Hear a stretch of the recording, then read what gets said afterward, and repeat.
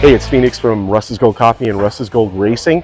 Been talking about doing this desert sled scrambler build for a while, and I finally came up with a bike that I think we're going to try and do it with. So we're here at Matopia, New Mexico, one of the official Royal Enfield Triumph dealers, which is actually kind of perfect because when I started thinking about this scrambler build and I was looking for an affordable bike, Enfield kind of popped up. So I test rode an Interceptor 650 in El Paso, Texas, and wasn't impressed. It just was lacking the horsepower, just didn't have that get up and go. Now, I'm a vintage guy. I've been riding BMWs, R75s as a race bike, R100 street bike. You know, they're older bikes, but they have some power and some get up. So 2 years later, I started seeing more of the Interceptor and Continental GTs out on the road, and everybody's just raving about, you know, how simple they are, how more throwback to the vintage bikes they are. And it kind of got me thinking. I thought, well, you know, the traditional desert sleds, the old Bonnevilles and BSAs, were very simple bikes, very light in the 500 to 750 range. And the Interceptor comes in at 650. So it's like, let's think about this. Maybe this is something that we can work with and turn it into a nimble little machine, not super powerful, but can get the job done out in the dirt. So the guys over here at Matopia, New Mexico, Jesse and Scott Cloninger, actually got a really cool Interceptor 650 in called Sunset Boulevard. It's kind of got a great look for me. It's got the blacked out rims and all of that. So what I'm going to do is work with these guys to try and get some parts. I'm going to go online and order some parts, and I'm going to build a scrambler. We're going to see how it compares to other bikes that they carry here, the Triumph Scrambler 900 and the 1200. And who knows, maybe we'll take all three out and see how they ride.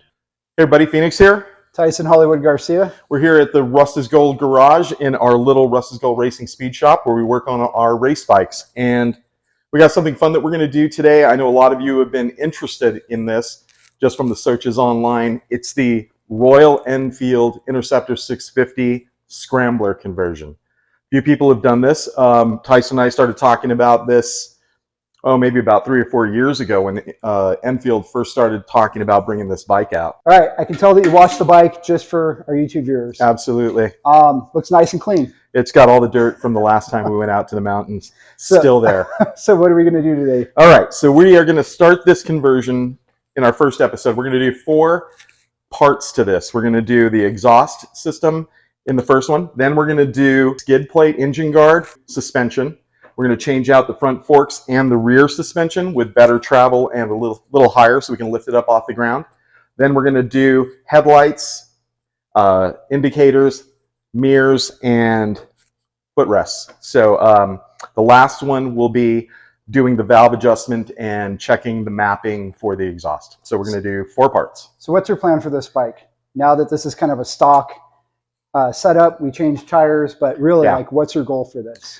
Goal is to see how inexpensively I can turn this into a true off-road scrambler with enough suspension, cool exhaust, high pipes, and grip with grippy tires, and see if we can actually make a real scrambler for less than about $10,000. Okay, so what do you have into this so far? $5,800. So $5,800, that's really inexpensive, honestly. Super inexpensive. It's coming out from my Triumph Scrambler, the 1200. Yeah. $5,800 wouldn't even scratch the surface. No. Let's be honest. Yeah. So $5,800 for this stock kind of Interceptor. How much are you expecting to pay to get everything done that you want? I'm seriously hoping to keep it all under about $3,500. Okay. Less if I can. So 3,500 plus the 58. Plus the 58, yeah. So we're looking at about just over 10,000. Over 10,000 to have yourself a built-out scrambler. Yeah. Let's see if we can get this done, guys. We're going to give it a shot. Okay. So taking a look at the bike and the what I need to take the exhaust off right now, super simple. I've got one 12mm spanner. I've got one ratchet with a 12mm socket, and that's really about it, and an extension. And I think I might need an adjustable wrench, maybe. But we're going to give it a try with just these tools. I think I can remove the whole thing.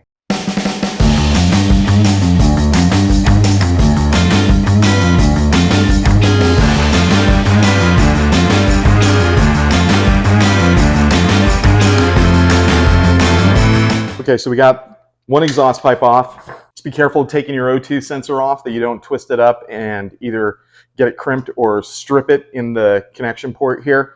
that would be bad. Also, just be careful taking your nuts off of the exhaust manifold so that you don't strip those or kind of get them tweaked. All right, we got both of those pipes off. One of the things that we noticed right away is they're like 20 pounds each, and that's a total of 40 pounds in that full exhaust. So I got these new exhaust high pipes set up from a seller out of India, and I'm going to put his information in the YouTube description, but I can already tell these only weigh about 2 or 3 pounds. So I had really good communication with the seller. He asked me, you know, the finish on it that I wanted, and I kind of wanted to go with this gunmetal burnished finish, which you can expect in the box, which I was surprised came really packed really well and small. The 2 header pipes, adapter for one of the header pipes, the clamps, a heat shield, which I hadn't expected, so that's kind of cool, and then the 2 mufflers themselves. So we got it mocked up and on the bike, and we realize as we're slipping the exhaust in that the flange here needs to be ground down just a little bit. It's hitting the top of the cylinder and just wedging in there a little too tight. So we're gonna grind this down a little bit so it slips in easy.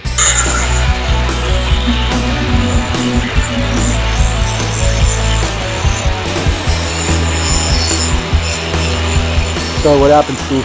So we had a problem getting the flange over the bolts on the exhaust. So from the exhaust manifold, it was too tight, so I tried to grind it down a little bit. Once I did that, the stock nuts that are on the bike have a little outer flange. Look, this is what it looks like stock. This is what we tried to grind down so it would fit over the exhaust bolt, basically, in that flange. Because basically what's happening is this bolt is rubbing up against your header, not giving it enough room to turn. Yeah. So what we need to do, or what Steve needs to do, since this is his bike, and I didn't want to strip out his bolts, no, is he's going to attack Ace Hardware tomorrow and try and find a thinner bolt that's something we can at least grab onto, and it's going to be able to twist on that head.